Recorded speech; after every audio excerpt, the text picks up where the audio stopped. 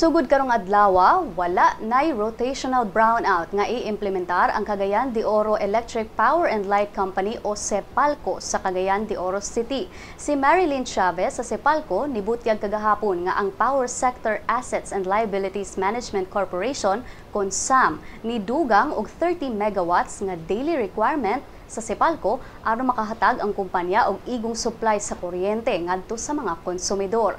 Sa niaging semana, ang Cepalco nagdawat lang og 60 to 70 megawatts nga supply sa kuryente nga maoy hinungdan nga nag-implementar og rotational brownout aron mabahin ang supply sa kuryente sa mga konsumidor matag adlaw. Ang Cepalco nagkinahanglan og 150 megawatts nga power supply sa franchise niini.